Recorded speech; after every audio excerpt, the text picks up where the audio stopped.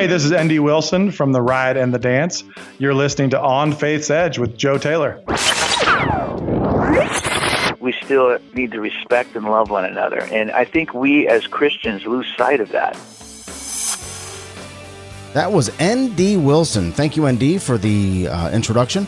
N.D. is the director of the fantastic new visually stunning nature documentary, The Riot and the Dance. N.D. and I have a really deep exchange about faith, the proof of Jesus and his resurrection. That's on episode 103 on faithsedge.com/103. Well, this is episode 104, and my name is Joe Taylor, recovering atheist and your servant in Jesus Christ. Welcome to On Faith's Edge. This is your place to hear conversations about God and living a life of faith in Jesus Christ. Today's special guest is Stryper's Michael Sweet. Now, this is Michael's third time on the show, but before we get into the conversation with Michael, let's take a second to talk about Walmart and commas. Stryper's Goddamn Evil is banned from Walmart stores, believe it or not. Why? When it's all said and done, it's because of a comma. There's no doubt Stryper always has, and Michael Sweet especially, always has kind of an in-your-face attitude. Michael really knows how to push the edge, but there's no doubt about his faith and where he's coming from and Stryper's message. I want to read an article from ccmmagazine.com. Expressing concerns over the album title, leading national retail chain Walmart has refused to carry chart-topping rock band Stryper's upcoming 10th studio album, Goddamn Evil. It's available on April 20th, 2018. Side note, I'm recording this on April 20th, 2018. You're probably hearing it a couple days after that. But back to the article. Available April 20th, 2018 from Frontiers Music SLR. Several Christian retail chains have also objected to the title and declined to carry Goddamn Evil in their stores. Unquote. Come on, guys. This album is full of messages of hope and faith, the salvation of Jesus Christ, love. These are the messages of this album, albeit, I'll grant you, with growling, screaming, serious guitar shredding, but the message is there, guys. The title of the song is actually a prayer to God to save his people from evil. The problem with this title is it's missing a simple comma.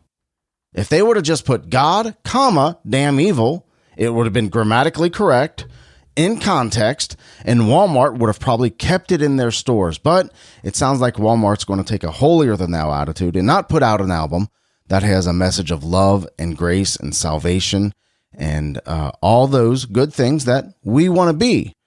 Come on, guys. Get this right. Get this right. I recorded our talk before this Walmart junk, but Michael speaks to the title and what it means in the coming up conversation. For those of you that don't know Michael Sweet, he is the lead singer for Grammy-nominated, Dove Award-winning metal rocker Stryper. As I said, this is Michael's third time on the show, and today we talk about Stryper's new project and its controversial title, how he expresses his faith now, what drives him to take on so many projects, the idea of grace versus taking up the fight when necessary, and having a blast on his tour with John Schlitt in South America. There is a bonus conversation with Michael at the very end of the show, after the transition, after the whole thing, at the very end of the show, there's a bonus conversation where we talk about the faith of other rockers. You'll hear names like Journey, Alice Cooper, Ozzy Osbourne, and more. The album title is Goddamn Evil. What an interesting title, Michael. Unsurprisingly, coming from you. Stryper's always been a band from 84 to now. With every release, it's always tried to make people think, make people talk, make people debate. With an album like Goddamn Evil, obviously, it's got a lot of people talking. It's a situation where we can explain to people what we mean. It's a request from us asking God to damn evil. Some people say, well, he's already damned evil at the cross. Well, true. But the evil that we're faced with here on earth, not true. We see evil on a daily basis with things like the Las Vegas shooting and most recent school shooting and most recently the packages having bombs planted within them. We see evil daily, and I think it's important for all of us, certainly as Christians, to be praying against that and asking God to protect the people of the world, to damn evil, and that's what this song and this title is about. Fresh off No More Hell to Pay and Fallen, which both did really, really well. This is another good Stryper project, Michael.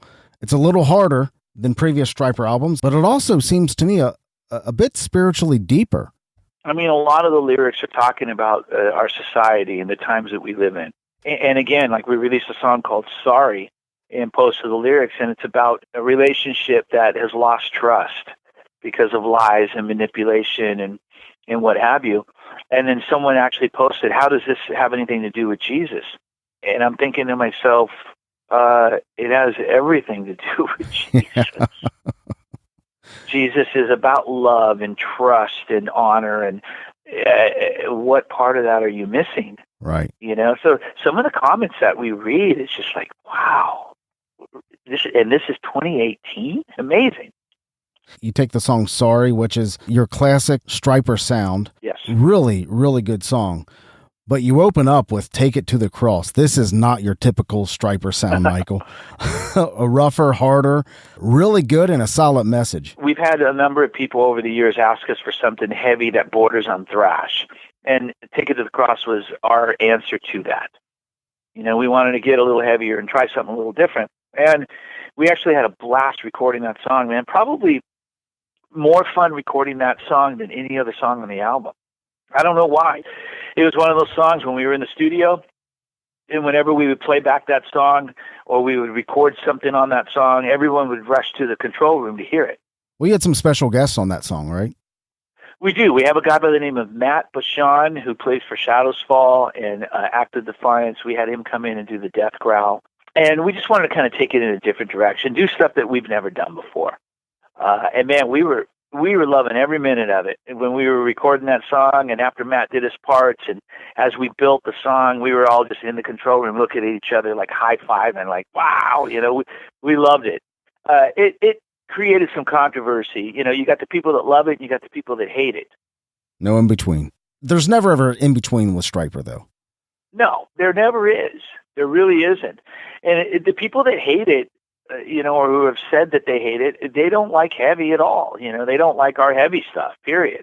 The people that love it are the ones that really want us to do more heavy, you know, and songs like, obviously, you know, going back early on, From Wrong to Right, and The Rock That Makes Me Roll, and Writings on the Wall, and More Than a Man, and Yahweh most recently. And, and people love those songs because they want heavy. They like heavy. This is the first release from Goddamn Evil. So why did you pick Take It to the Cross? Just did you want to peel everybody's face off and then? Exactly. We wanted to like make a really bold statement with whatever song we released first. We wanted people to go, okay, that wasn't what I expected at all. Well, it's not, man, but it is a good song. It's a good song, and when you listen to it, it's a really good message.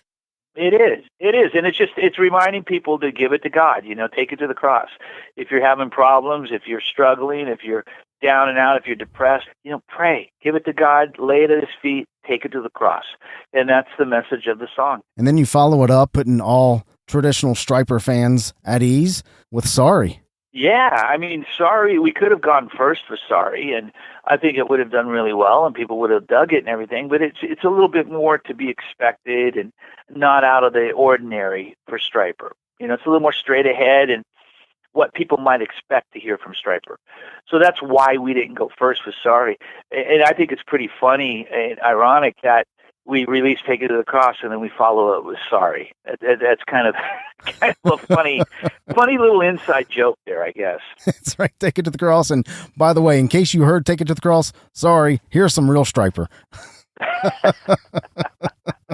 Exactly. And, you know, we're going to be releasing another lyric video in the next few weeks to a song called Lost. And then we've got a video coming on right around release time. The album comes out 4/20. I think the video is going to come out probably on 4/19 for a song called The Valley. And that's going to rattle some cages. In what way? Well, the video is just really different. I'll leave it at that. But it's going to be cool, man. And then the album comes out and we'll see how it does. I'm sure it'll do great. Let's talk about the song Goddamn Evil. This is clearly a plea to God. And I love the line, "Goddamn evil, but save the people." Yeah, goddamn evil, goddamn it all. God save the people, but goddamn the walls. In other words, save us all, but the evil around us. Just Lord, please, will you damn it? Will you condemn it? Will you tear down the walls that the evil has built? The evil that we all have inside us. I mean, we all have skeletons in our closets, and we all have demons that we wrestle, and be it a lying to someone, and then it trickles and has a domino effect, or be it stuff that we've seen on the news, if people going out and shooting other people for no reason. And, we live in an evil world, man. We really do. I don't know how you do it, Michael. You always have 3 to 4 projects going on at any given moment. All high quality, significant work, man. What's driving you? Well, I love what I do, and more now than ever. And I look at it this way, that I don't have 50 or 60 years ahead of me. I'm not getting any younger. I might have another 20 years in this crazy music business, because I'm going to be 55 years old coming up this July. So because I don't have as much time to do what I want to do, yet I have a lot of opportunities to do it, I'm going to take as many opportunities as I can. Instead of sitting around thinking about it, I'm going to do it. And I enjoy making music. I enjoy being able to go out and perform and write and play. And man, I tell you, I'm really blessed, and I love every single moment of it. And I've got so much more to say. If I could, I would do 3 or 4 albums a year, if I could. Stryper fans across the board, Michael, are going to like Goddamn Evil. Well done, brother. Well done.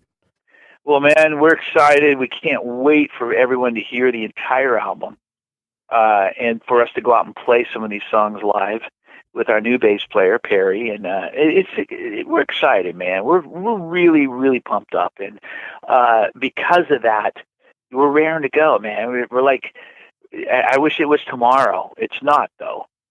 So Perry made the transition from rock to country. You brought up Perry, from rock to country, and you picked him out of the country world. How's he gelling with the rest of the Stryper crew? Oh, he's like a perfect fit, an absolute godsend.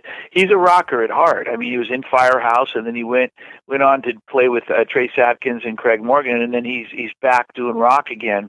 But I mean, one of his favorite bands is Judas Priest. And he listens to heavy stuff, and he's a rock dude who did the country thing for a while, and and he did it really well because he's a great player, and he's a great singer, and he's a professional. He's a great guy. So who's not going to want Perry? And we're very blessed to have Perry. And somebody said to me, it was Todd LaTorre on Monsters of Rock Cruise. He said, wow, you guys really scored with Perry. You really scored, because Todd got to hang out with Perry and spend a little time with him and realize what an amazing person he is. And he's a super talented guy. So we scored with Perry big time. Is Perry a believer? He is a believer. Oh, cool. Very cool.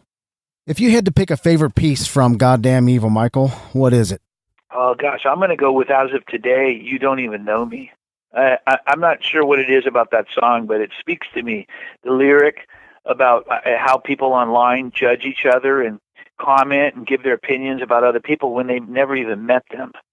And it's a perfect song lyrically for the times we live in. And then musically, I really dig it, too. It's got a unique groove to it, a really cool riff, and one of my favorite songs at this time. I've always appreciated how you live out your faith. You live your faith out loud. You really do. You have a really straightforward approach, but still with a foundation of grace. What beliefs about your faith has changed over the past 35 years or 40 years since you've been a believer? Trying to be more open-minded. And that gets confused sometimes of being conservative versus being liberal. And what I mean by being open-minded is, it comes down to, at the end of the day, loving one another. So despite our differences, and there are always going to be differences, and there are many, we still need to respect and love one another. And I think we as Christians lose sight of that. We're quick to judge. If someone doesn't agree with us, or if someone has a different lifestyle, we're really quick to put them in their place and say, hey, you're living in sin and you need to get it right or else, with that mentality. And that's not a loving, respectful mentality. So I really try hard to be more open-minded, more loving, more respectful to people of all walks, of all faith. And by doing so, I think that we can help people see everything that they need to know about God, our loving God, and everything they need to know about the afterlife and heaven and hell and all that stuff. So it's really important. It's interesting you bring that up, because when people hear Michael Sweet and when they hear Stryper sing their music and bring forth music that they relate to, that they like, and then they bring that message. You've been doing it for 35 years, Michael. You know what I'm talking about. And then they see how you live your life. We want people to look at our faith and say, I want that kind of life. I want to be that kind of person. What do they have that I don't? And we know that is in Jesus Christ. So well done, man. Really well done. Absolutely, man. And Michael Sweet's also a guy that I wear my heart on my sleeve, and I don't take crap from anybody. So there's grace, and then there's letting someone wipe their boots on you. We're not called to do that. At least I don't believe. When someone is really disrespectful or there's a time and a place where you have to roll up your sleeves and stand up for who you are and who your family is and your name and all that. And I am a guy also who, although I do have an abundant amount of grace, I'm also a guy that'll put on gloves and get in the ring with someone and duke it out. When there's something worth duking it out for. And that's the beauty. Yeah. You have to know that line. You have to know what hill you're willing to die for. Absolutely.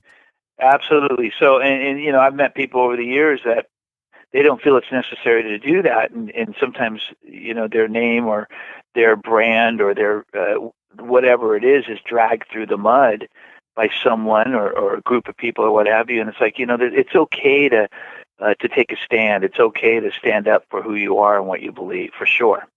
You had a project over the past year with John Schlitt of Petra fame. How did that come about? What I did is I toured with John in South America, in Brazil. We went and we did 5 dates together. It was a blast. I got to hang out with John for about a week. And, man, I had the funnest time. It was awesome. John's a good guy, man. And you talk about two powerhouse voices that, for lack of a better way of putting it, still have it. You know what, man? We went out and we didn't realize, we've never done anything together. We played with Petra just a few times, but we never really realized how great it would work. And it really was fun, man. We had a great time hanging out with each other, backstage, behind the scenes, and performing together really worked too. So it was cool. It was just an acoustic thing. He and I going out and doing acoustic sets. But boy, we had a great time. What a blast. What's next on the horizon now for you personally and for Stryper? Well, we got the new album coming out. We're going to tour throughout the year. We're working on an acoustic album, wrapping that up, and releasing that probably at the end of this year, hopefully. I am getting ready to start prepping on a solo album and an album with Joel Hoekstra. He and I are going to do some work together, finally. And then Stryper over the next few years is going to be shooting a lot of footage for a documentary that we're working on. We already started filming for that as well. No kidding. Oh, yeah. Sounds like a blast. The album is Goddamn Evil, another good one by Michael Sweet and Stryper, available at Amazon and everywhere you can buy CDs, DVDs, or your music. Thanks for coming on, Michael. I really appreciate it, brother. Hey, brother. Thank you for having me. It's always a pleasure. And God bless you and all the listeners out there. And look forward to hitting the road, man, real soon. Talk to you next time, man. Okay, brother. Michael's website is michaelsweet.com and Stryper's website is stryper.com. And the new album, of course, is available at amazon.com. I'll put his website, the links to the album, and social media links in the show notes at onfaithsedge.com/104. That's onfaithsedge.com/104. Go out and buy this album. It's really, really, for those of you like me that like metal, and as I said before in the past, I'm a metalhead from way back. You wouldn't know it to look at me, but that's okay. We all grow up. But anyway, go out and get this album despite Walmart's stance and some other Christian bookstores. Or Christian music retailers. It's a really good project. If you want to interact with me, I'm most active on Twitter at @4JoeTaylor. That's FORJOETAYLOR @4JoeTaylor. Or you can contact me at onfaithsedge.com/contact. I love bringing you engaging conversations about faith. If this show entertains you, encourages you, informs you, or brings value to you in any way whatsoever, would you consider using an Amazon link at onfaithsedge.com? We're going to get a modest commission, but the purchase doesn't cost you a penny more, and it helps us keep the show running. That'll wrap up today's show. Thank you to Michael Sweet for being with us, and thank you for listening. You mean a lot to me, and you mean a lot to the show. Remember, God is real, He loves you, and so do I. God bless. Now stick around. Thank you for listening to On Faith's Edge. You can subscribe to the show via iTunes, Stitcher Internet Radio, or your favorite podcast app on Android, Apple, or Windows devices. To reach out to Joe or leave comments about the show, visit onfaithsedge.com. You're important to us, and we would love to hear from you. In the rock world, there are many artists that are believers, but not necessarily so overt as you are. Not that I'm asking you to out anyone, but maybe I am. But who are some of those people that we might be surprised in the rock world that are believers? The singer for Journey, Arnell's a believer. Dean Castronova, the drummer for Journey, or was the drummer for Journey, he's now with the Dead Daisies. He's a believer. Jonathan Cain is as well. Yeah, from Journey. Jonathan Cain is really very serious about his faith and a very outspoken believer. Absolutely. Yeah. So really, the whole lineup of Journey pretty much is, except for Neil, I believe. I don't know what Neil believes, but I'm sure he's searching like all of us. Obviously, everybody knows the Gibbons, like Dave Mustaine. Sure. Dave's a believer. Alice Cooper? Oh, yeah, absolutely. Alice Cooper is, for sure. He's very outspoken. I think Nico McBrain is as well. Nico is, and you're absolutely correct about that. I'm trying to think of some other people that people might not expect to know or hear. King Diamond. No, I'm only kidding.